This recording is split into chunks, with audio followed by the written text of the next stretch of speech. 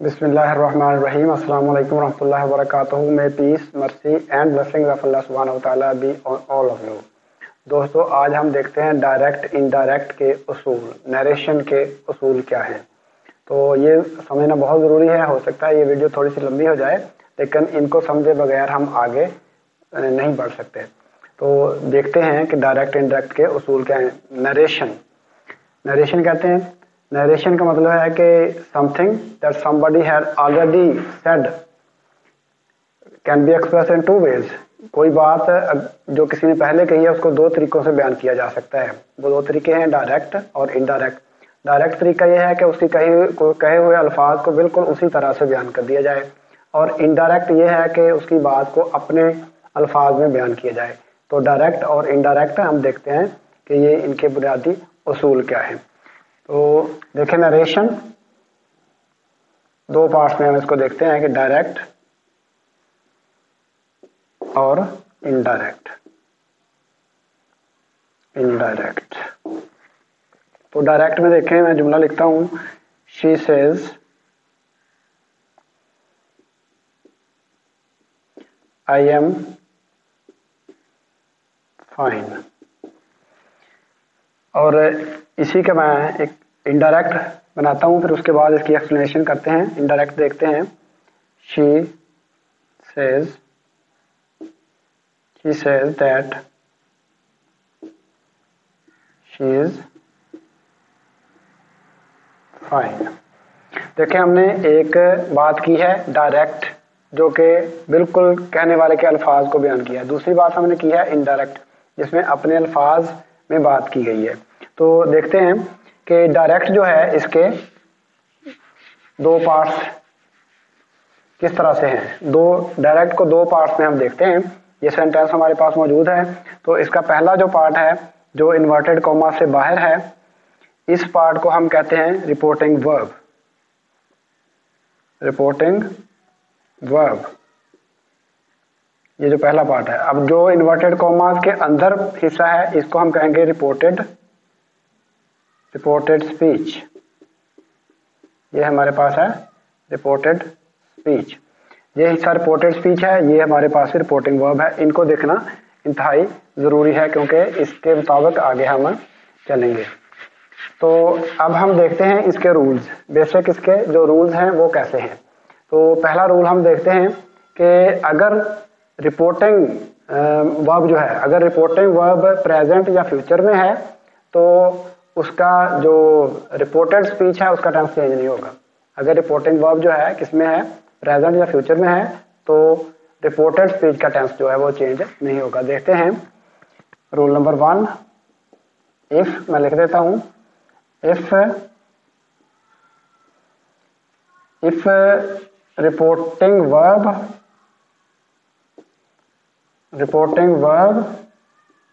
is in present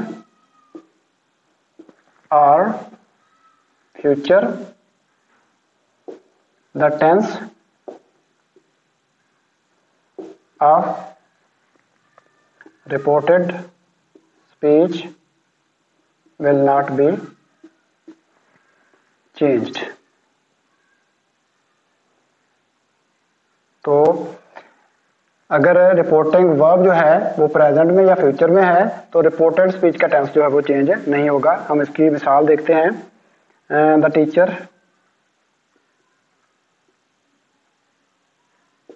says I am going to Lahore. देखिए, ये हमारे पास जुमला है। तो हमारे पास ये जो पहला हिस्सा इसका है, रिपोर्टिंग वर्ब जो है ये प्रेजेंट में है। तो प्रेजेंट का मतलब ये है कि इसका रिपोर्टेड स्पीच जो है उसमें टेंस की तब्दीली नहीं होगी। तो देखते हैं चेंज करके इसको। The teacher says that he is going to Lahore.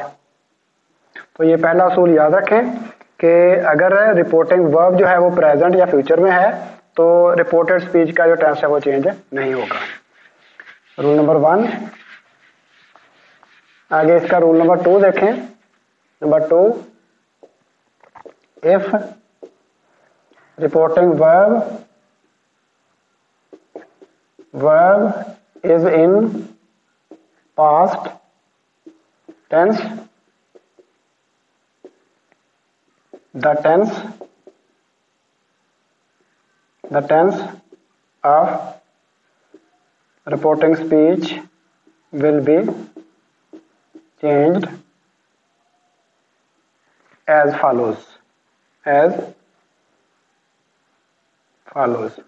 तो अगर रिपोर्टिंग वर्ब जो है वो पास्ट में है तो इसका जो रिपोर्टेड स्पीच है उसका टेंस जो है वो किस तरह से चेंज होगा, वो चेंज होगा। देखें, अगर प्रेजेंट में है, अगर रिपोर्टेड स्पीच जो है वो प्रेजेंट में है तो हम क्या करेंगे, उसको हम पास्ट में चेंज कर देंगे। तो प्रेजेंट को पास्ट में चेंज कर देंगे। इसमें आगे मैंने लिखा हुआ है, देखें, तो प्रेजेंट जो है उसको पास्ट में चेंज कर देंगे।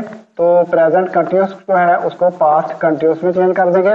तो प्रेजेंट परफेक्ट जो है उसको पास्ट परफेक्ट में चेंज कर देंगे। तो इसी तरह से प्रेजेंट परफेक्ट कंटिन्यूस को पास्ट परफेक्ट कंटिन्यूस में चेंज कर देंगे। तो जहाँ पे शेल और विल आएगा उसको हम वुड में चेंज कर देंगे। तो can will be change into could, may into might, did into had, must into had to. Was were को चेंज करेंगे हैड बिन में, इट को दैट में। तो दिस दीज को दैट और दोज में चेंज कर दिया जाएगा। तो इसमें हेयर को चेंज कर दिया जाएगा देयर में। तो नाउ को चेंज कर दिया जाएगा देन में। एगो को चेंज किया जाएगा बिफोर में। टुडे को दैट डे में। टुमारो को द नेक्स्ट डे में। यस्टरडे को द प्रीवियस डे में। Last night the previous night. Next the following. तो इस तरह से इसके टेंस चेंज हो जाएंगे अगर रिपोर्टिंग वर्ब हमारे पास पास्ट में मौजूद हो। तो इसकी मिसाल देखते हैं। He said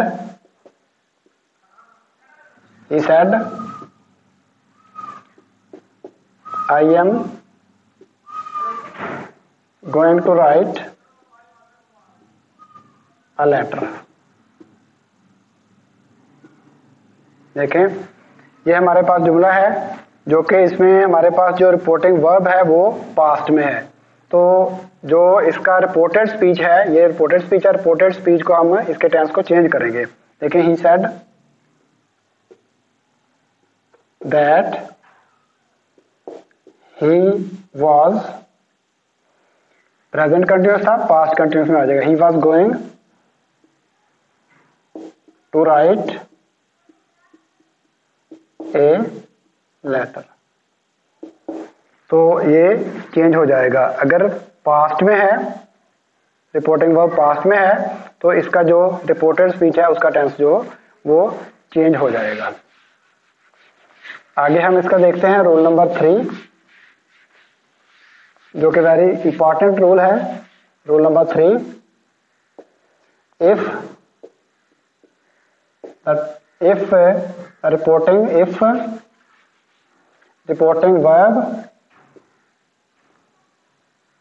reporting verb is in past tense,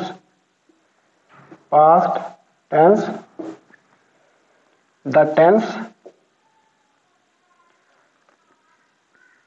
if the reporting verb is in the past tense and reported speech is some universal truth,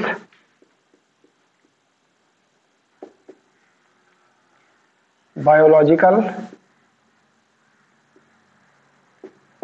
और geographical facts are quotes of some famous authors,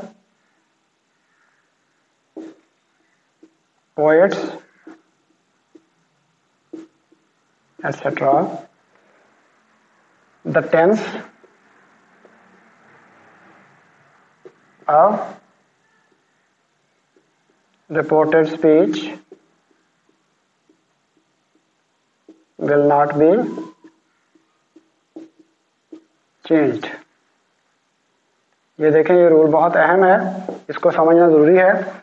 इसका मतलब ये है कि अगर reporting verb हमारे पास past में है और रिपोर्टेड स्पीच में जो सेंटेंस, जो हिस्सा दिया गया है वो है कोई यूनिवर्सल ट्रूथ है या बायोग्राफिकल या बायोलॉजिकल, जियोग्राफिकल या बायोलॉजिकल फैक्ट है, या कोई यूनिवर्सल ट्रूथ है, बायोलॉजिकल या जियोग्राफिकल फैक्ट है, या किसी फेमस ऑथर की या पोएट्स की जो कोट्स हैं, तो फिर उसका टेंस जो है, जो रिपोर्टेड स्पीच है उसका टेंस चेंज नहीं किया जाएगा। इसका सेंटेंस देखते हैं।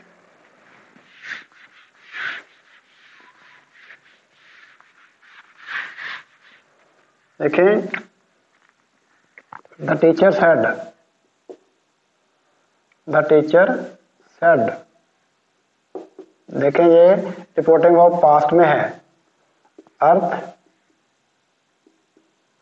रिवॉल्व्स अराउंड द सन। देखें, ये सेंटेंस है। अब देखें, ये हमारे पास रिपोर्टिंग वर्ब जो है ये पास्ट में दिया गया है, लेकिन जो रिपोर्टेड स्पीच है वो क्या है, यूनिवर्सल ट्रूथ है, तो इसका टेंस हम चेंज नहीं करेंगे। यही बात मैंने तीसरे असूल में आपको बताई है, ये याद रखनी है, अक्सर यहाँ पे गलतियां हो जाती हैं। इसको कैसे करेंगे, the teacher said that earth नहीं, अर्थ रिवॉल्व्स अराउंड द सन। तो इस तरह से, क्योंकि ये यूनिवर्सल ट्रूथ है इसलिए हम इसका टेंस नहीं चेंज करेंगे, अगरचे पीछे पास्ट दिया गया है। तो ये असूल ध्यान में रखना जरूरी है, क्योंकि यहाँ पे बहुत सारे स्टूडेंट्स जो हैं वो गलती करते हैं।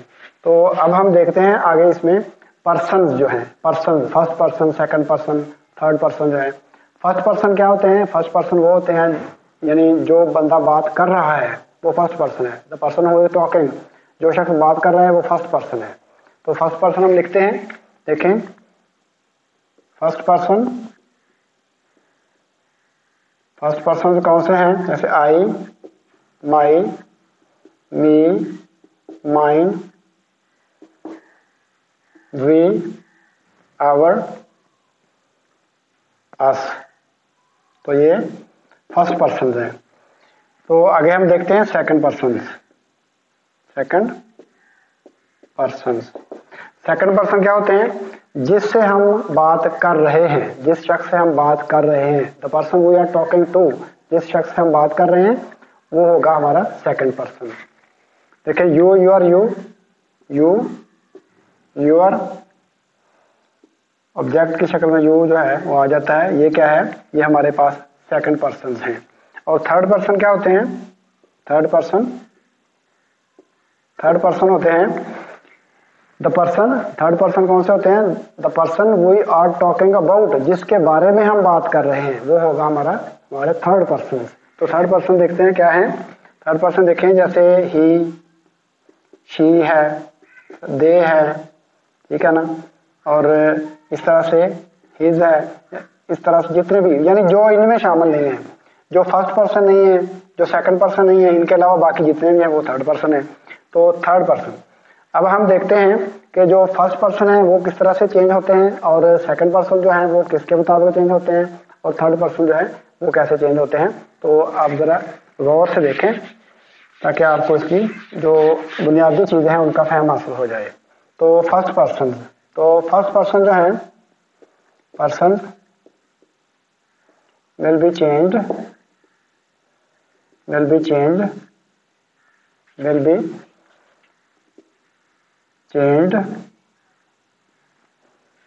according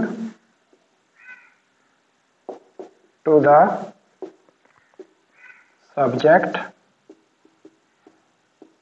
of the reporting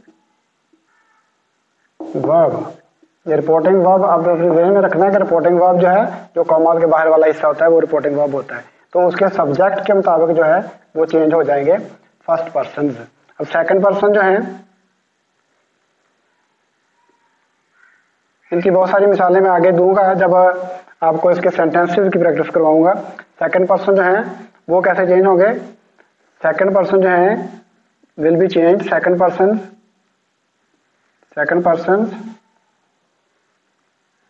will be changed किसके मुताबिक होंगे? According to the object of the reporting verb. Reporting verb के ऑब्जेक्ट के मुताबिक जो है वो सेकंड पर्सन चेंज हो जाएंगे। और थर्ड पर्सन जो है, थर्ड पर्सन जो है पर्सन, ये क्या होंगे? अनचेंज्ड रहेंगे। जहाँ पे भी ये आएंगे इनको चेंज नहीं किया जाएगा। तो ये इसके बुनियादी उसूल थे, इनको समझना ज़रूरी है इसे आगे बढ़ने के लिए। तो आप इसको गौर से समझ लें, फिर उसके बाद हम इनके सेंटेंसेस की जो है वो सेंटेंसेस की प्रैक्टिस करेंगे। तमाम किस्म के सेंटेंसों को बारी बारी हम देखेंगे और उन पर इंशाअल्लाह ताला वीडियोस बनाएंगे। तो इसको अच्छे तरीके से आप समझ लें ताकि आप आगे बढ़ सकें। इसलिए इनको समझना जो है वो इंतहाई ज़रूरी है। तो फिल वक्त इस वीडियो से अल्लाह हाफ़िज़, अस्सलाम वालेकुम व रहमतुल्लाहि व बरकातुहू।